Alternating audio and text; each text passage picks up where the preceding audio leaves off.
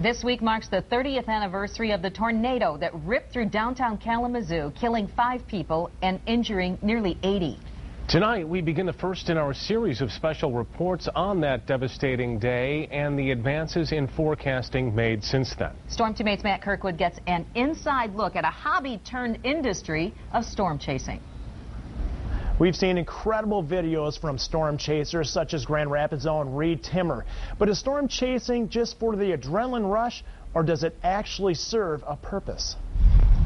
Although technology and the understanding of severe weather and tornadoes have improved, especially since the 1980 Kalamazoo tornado, there still remains a lot to learn. To this day, a lot of aspects of the tornado are still a mystery. Right in front of us, Chris, look! Researchers are trying to retrieve data from the field to determine why tornadoes form and why do they dissipate.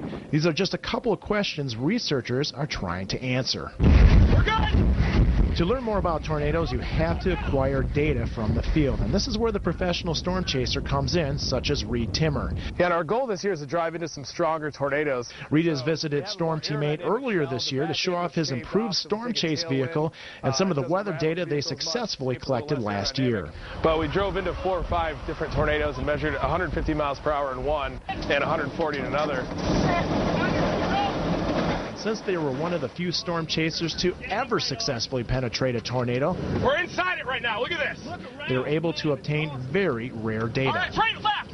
All right, we got to get out of here. We have a radar mounted in the back of the vehicle that measures the vertical wind, so we're not only interested in the horizontally rotating, but also the incredible updrafts you get in a tornado. Right. And we've shared that data with Vortex 2. Through this collaboration between private storm chasers and you can see here on the center of the screen and the public sector, such as George Wetzel of the National Weather Service, we are continuing to see improvements in forecasting and warning for severe weather.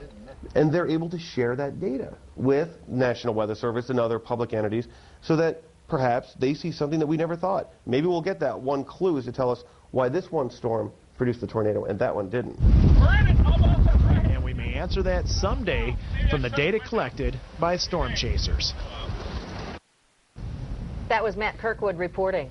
Reed Timmer is out chasing a line of severe weather right now in Oklahoma and the western Kansas area. We just got off the phone with him. He says they've seen 3 tornadoes out there so far today, and he is still out chasing. This is a system Bill Steffen's tracking as well. Yeah, I tell you what, this is an incredible day. They have a high-risk area out, which is very unusual. They've already had 6 tornadoes reported, and they have had hail as big as softballs, which did considerable damage in Cherokee, Oklahoma. Take a look at the radar here for just a second. I want to show you some of these supercells that are out there right now. This is the same storm, by the way, that's heading in our direction, but by the time it gets here, it won't have tornadoes.